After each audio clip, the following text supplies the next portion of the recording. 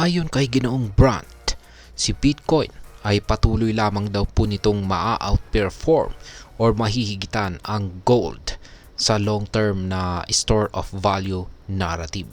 Ibig sabihin ay mas maganda ang performance ni Bitcoin kumpara sa gold pagdating sa pag-preserve ng value over time. At yan po ang siyang ating pag-uusapan sa video na ito. Pero bago po tayo magpatuloy, ay nais ko lamang po munang bigyang linaw ang aking disclaimer kung saan ang nilalaman po ng video na ito ay hindi po ito isang financial advice. For education and information purposes lamang po ang layunin nito. At ayan mga ka-crypto, sa kanya pong latest na analysis dito sa BTC GLD ratio, ay sinabi po ni Ginoong Brandt na ang premier crypto asset na si Bitcoin ay steadily kicking gold's arse. Ibig sabihin ay mas lumalakas si Bitcoin kumpara sa gold sa mga nakaraang taon. Ang BTC GLD ratio ay nagpapakita po ito ng long-term uptrend na ibig sabihin ay tumataas ang value ni Bitcoin relative sa gold. Sa chart po ni Ginoong Brandt na kanyang ibinahagi rito, ay makikita natin na ang ratio ay nakahanap po ng isang support sa high teens. Specifically, nasa mga 14 ounce na mark. Ito ang nag-launch ng current rally ni Bitcoin. Ngayon, ang importanteng resistance level na kailangan pong basagin ni Bitcoin ay nasa 32 ounce of gold. Kapag nabasag po ito, nakikita ni Ginoong Brandt na ang target ay maaring umabot ng higit 100 ounce of gold per Bitcoin. At sa long term, maaring umabot pa ito ng 123.75 ounce. Kung i-convert natin ito sa current gold prices, kung saan ay nasa mga $2,613 per ounce, ang Bitcoin price target ay magiging $323,358. Napakalaking potensyal, di ba? Ngayon ay pag-usapan naman natin ang short-term outlook ng BTC GLD or gold ratio.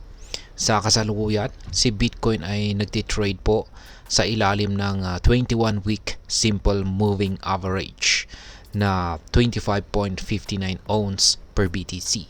Ibig sabihin, may possible short-term weakness si Bitcoin.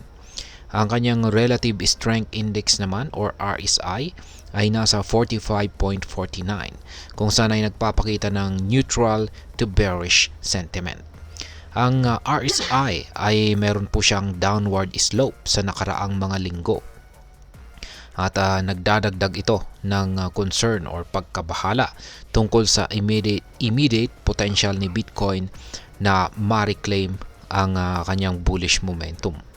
Para mag-initiate ng sustained rally, kailangan ni Bitcoin na ma-break or mabasag ang ibabaw ng 21-week SMA at itulak ang RSI nito sa kanyang bullish territory. Ang 21-week SMA ay laging naging key pivot po ito para kay Bitcoin. Ang last major breakout sa ibabaw nito ay naganap noong mga October 2023 kung saan si Bitcoin ay nagtitrade sa mga 16 ounce per BTC. Ang breakout na ito ay nag-ignite or nagdulot po ng isang matinding 112% surge.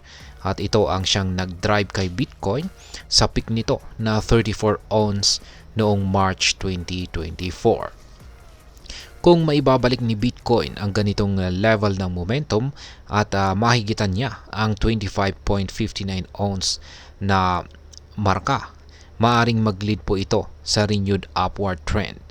Possibly ay tatargetin po niya ang projection ni Ginoong Brandt. Sa kabila po ng lahat ng ito ay may estimate po si Ginoong Brandt na may 30% chance na ang market ay maaring mag-roll over. Ibig sabihin ay maaring bumaba ang dominance ni Bitcoin. Ngunit ayon sa Bayesian analysis ay malaki pa rin ang posibilidad na ma-outpace ni Bitcoin ang gold kung mababasag ang resistance. At ayan, hanggang dito na lamang po tayo sa video na ito mga ka-crypto. Sana po ay inyong nagustuhan ang aking paliwanag sa video na ito. Kung inyo po itong nagustuhan, pag-i-click lamang po ang like button nito.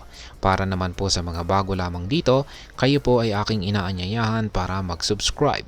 Pag-i-click na rin po ang bell icon nito dahil ito po ang siya magsisilbing notification nito sa mga bago kong videos na akin pong ina-upload sa aking YouTube channel na ito. Marami pong salamat sa panonood, ingat po tayo lagi at God bless po sa ating lahat.